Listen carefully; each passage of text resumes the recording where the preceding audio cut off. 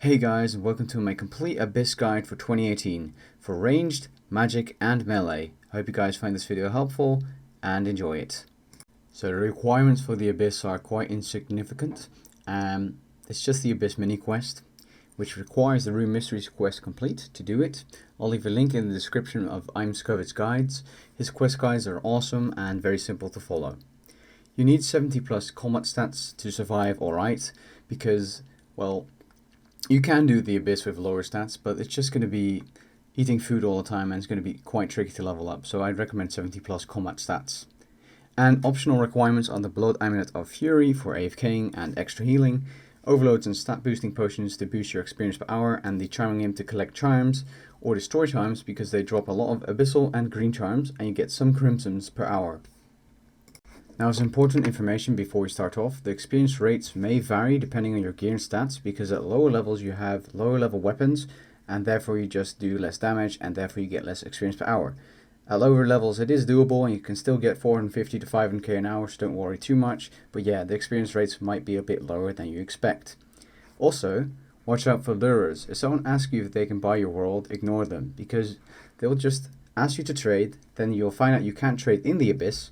Then they'll want you to leave the Abyss and trade them in Edgeville, where they will log out, and then they'll want you to walk back to the Abyss to go back to your spot, and then there will be a PK waiting for you. So do not listen to them, just ignore them for your own good. Now, the Abyss is a great spot to utilize the invention skill, because you use the scavenging perk for free components, and you can get great weapon XP and armor XP.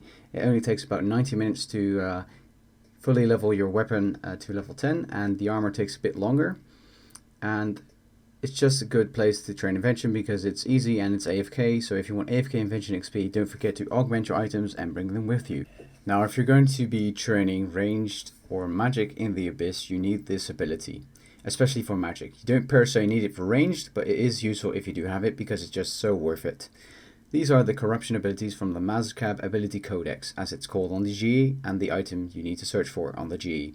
The price is currently 11.2 million, and you require either 70 ranged or 70 magic to unlock the ability for the skill. For magic, this ability will make the cut for 99, 120 or 200 mil for almost 0 GP.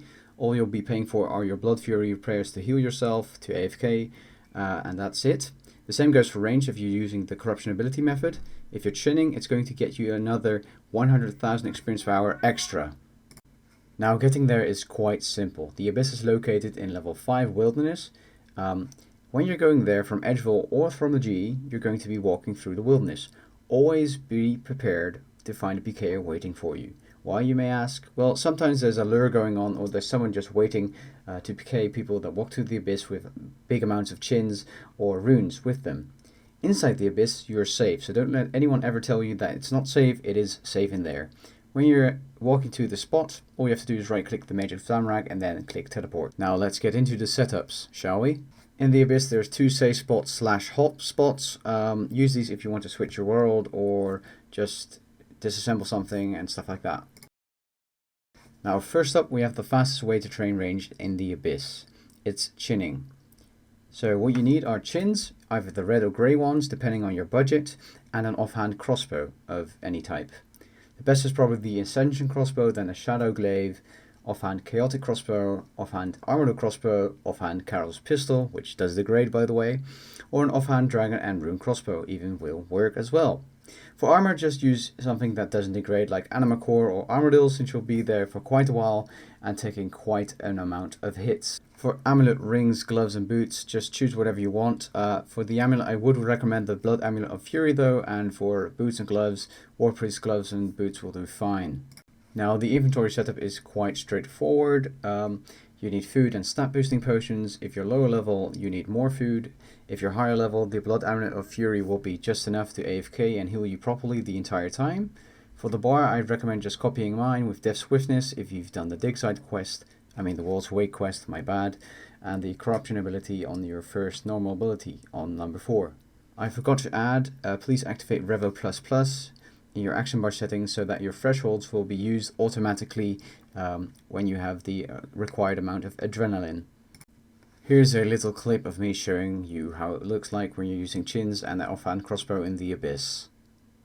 as you can see, we get massive XP drops very fast.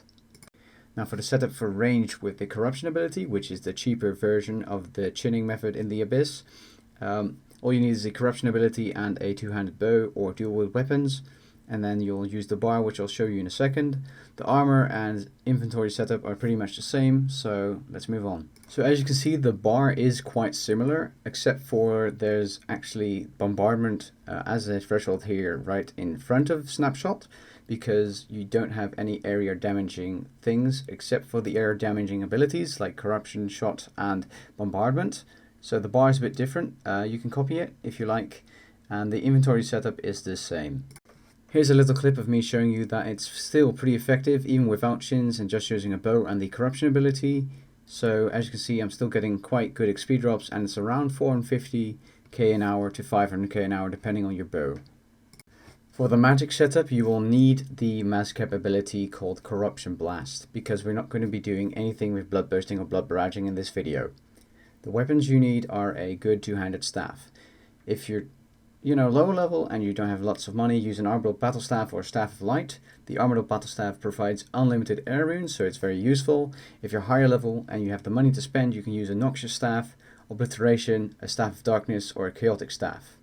For the armor, I'd recommend non-degradable armor like Anima Core armor or Subjugation. Here's the magic setup for the bar and inventory. The bar is pretty straightforward. The Tsunami ability to do AoE damage, Sunshine to boost your damage, and Corruption Blast. The inventory is a bit contradicting because there's a Vecna Skull and potions in there. Ignore that. If you have a Vecna Skull, don't bring any potions unless you have overloads, which are a lot better, because the Vecna Skull is pretty much a super magic potion that never runs out. Here's a little clip of me using magic in the Abyss. Also, every time you're here, use either this spot or the one on the other side, which you'll probably see other people at anyway, so don't need to show you where it is. But those are the two only good spots. This one is a bit better and you take less damage, so only take the other one if this one is taken on almost every world. So, the melee setup. For armor, you want either Bandos or Anima Core, just non-degradable armor, just like with ranged and with magic. For weapons, you must use weapons that hit one tile further than normal weapons. Weapons like this are the Noxious Scythe, the Dragon Rider Lance, the Attuned Crystal Halberd, a Crystal Halberd, and a Dragon and Rune Halberd work fine as well. Even with the Rune Halberd, you can get up to 450k an hour at level 90 stats. That's insane. A level 50 weapon gets you more experience per hour than level 70 weapon or even level 80 weapon like Chaotix. For melee, you want your Revo++ to be activated as well. You want Meteorite to be your first, Hurricane to be your second, and Quake to be your third ability. Then the Cleave ability is very useful as well. The reason for this being is it also hits multiple tiles and it's a basic ability. And other than that, you can copy the bar or change it up as you like. Sacrifice helps you heal, and you can use super melee potions or overloads and some food if you need it. And other than that, there's nothing else to tell you about this. It's very simple for melee, and it's even one of the cheapest ways to get 120s. And yeah, let's move on. Now I put this little clip in here to show you what melee actually looks like in the Abyss. As you can see, I'm hitting multiple enemies with my Crystal Halberd and getting insane experience drops. This is up to 550k an hour, and I think with a Noxious Scythe you can even get up to 600k an hour fully AFK thanks to Revo++. Now that was the end of my complete Abyss guide. I hope you guys found this video helpful and go get some gains. I'm going to add in a few little bloopers at the end because I thought that would be funny. Now, some important info I have to tell you before we start off. The experience rates may vary depending on your gear and stats, because at lower levels